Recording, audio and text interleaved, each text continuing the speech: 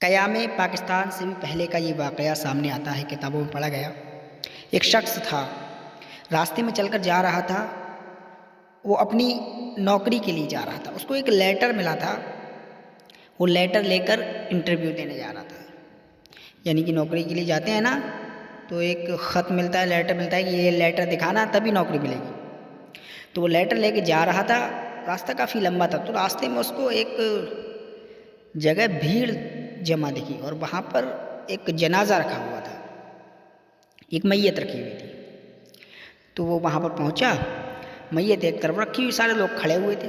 अब ये वो दौर था, उस दौर में पढ़े लिखे लोग बहुत कम थे।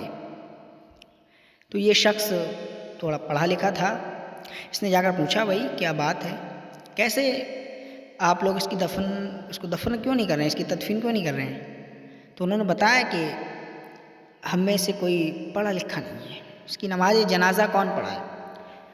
तो फिर वो आदमी कहने लगा, मैं हालांकि थोड़ा पढ़ा हुआ था, मैंने उसकी नमाज जनाजा पढ़ाई और उसके बाद उन लोगों ने कहा अगर आपके पास वक्त हो तो इसकी तदफीन भी करा लें। तो फिर उसकी तदफीन की, उसको दफन किया और फिर ये सारे काम निपटाने के बाद मैं अपना इंटरव्यू, अपनी नौकरी के लिए चला गया। मैं वहाँ पहुँचा दफ्तर में, तो वहाँ पर जाकर उन्होंने मुझसे डायरेक्ट लेटर मांगा कि इंटरव्यू के लिए जो लेटर दिया था वो लेटर दो। मैंने जेब में देखा तो मैं तो हैरान रह गया, वो लेटर तो जेब में था ही नहीं।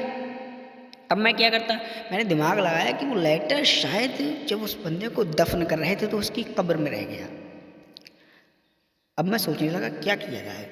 मैंने दफ्तर वालों को बहुत समझाया कि वो लेटर किसी वजह से कहीं फंस गया, लेटर मेरे पास है नहीं। तो वो बोले कि अगर आपके पास लेटर ही नहीं है तो आपके पास क्या प्रूफ है कि आप वही आदमी, वही शख्स हैं।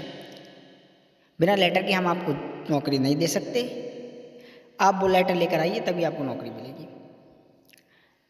अब मैं परेशान होकर वापस आया, वहीं उस जगह पर गया और मुझको आने जाने में, वो रास्ता काफ़ी लंबा था और मैं पैदल गया था, तो आने जाने में कई दिन लग गए थे। मैंने उन लोगों को जाकर अपना माजरा बताया कि मेरा एक लेटर था और वो जब उस बंदे को दफन किया था तो उस कब्र में शायद रह गया। तो आप मुझ पर इतनी सी आपसे मेरी गुजारिश है कि आप मुझ पर एक एहसान करें, प्लीज़ कब्र को खोलें और वो मेरा लेटर निकलवा दें। बहुत अर्जेंट है, बहुत ज़रूरी लेटर है वो। तो उस गांव के लोगों ने कहा कि आप नेक शख्स हैं, आपने हमारी इतनी हेल्प की है, मदद की है, तो हम भी आपकी मदद कर सकते हैं। तो उस कब्र के पास सारे लोग इकट्ठा होकर उस कब्र को खोलने के लिए गए। उस कब्र को खोलने के लिए गए तो जब उस कब्र को खोला, उस आदमी ने देखा कि उसका लेटर अंदर ही पड़ा हुआ था। लेकिन जैसे ही उसने लेटर उठाने के लिए हाथ बढ़ाया तो देखा कि उसने महसूस किया कि उस कब्र के अंदर से मुश्क व अंबर की खुशबू आ रही थी। ऐसी खुशबुएं आ रही थी उस कब्र से जैसी खुशबुएं आज तक उसने दुनिया में भी ना सुनी। आज तक ऐसी खुशबू ने कहीं ना सुनी, ऐसी मुश्क अंबर की खुशबुएं निकल रही थी। और इसको आने जाने में कई दिन का वक्त लग गया था, यानी कि कई दिन बीत गए थे और कई दिन के बावजूद भी जो बंदा दफन हुआ था उसका जिस्म ऐसा लग रहा था कि जैसे अभी अभी लेटा हो, अभी अभी सोया हो।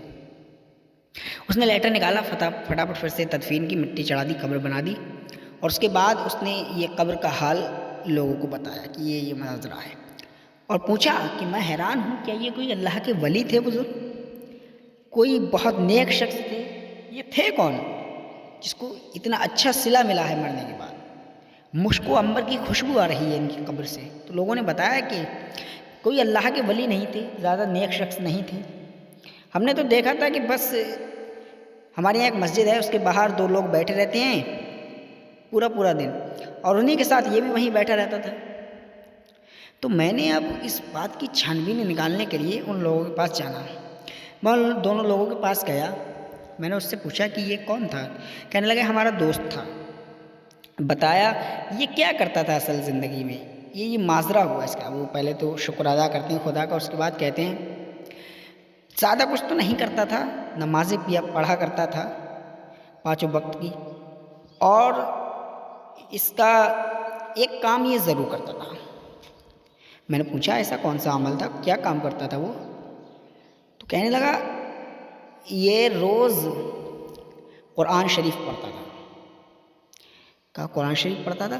तो मैंने पूछा क्या इसको पढ़ना आता था, क्योंकि उस दौर में पढ़े लिखे लोग, मैंने बताया था, बहुत कम थे। तो मैंने पूछा कि क्या इसको पढ़ना आता था। कहा नहीं नहीं, पढ़ना नहीं आता था। पढ़ना तो हमारे गांव में किसी को नहीं आता है। दरअसल ऐसा हुआ था, हमारी मस्जिद में कोई कुरान शरीफ रख गया था और इसको पढ़ना नहीं आता था। तो इसने कहीं से सुन लिया था कि जिसको पढ़ना नहीं आता, जिसको कुरान शरीफ पढ़ना नहीं आता हो, वो कुरान शरीफ खोले बावुज़ू होकर और पढ़ने की ही नीयत से कुरान शरीफ की हर लाइन पे बिस्मिल्लाहिर्रहमानिर्रहीम पढ़े।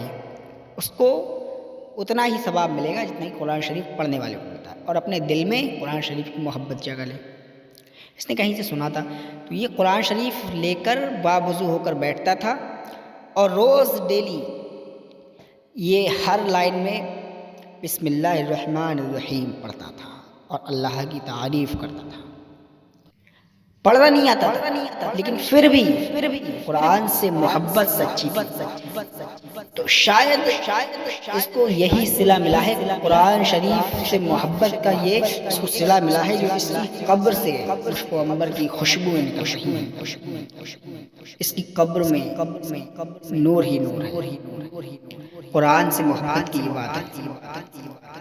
अब हम और आप लोग अपने अपने गिरबानों में झांक करके देखें, कितने लोग ऐसे हैं जो मेरी वीडियो देख रहे हैं, उनको कुरान शरीफ पढ़ना आता है माशाअल्लाह।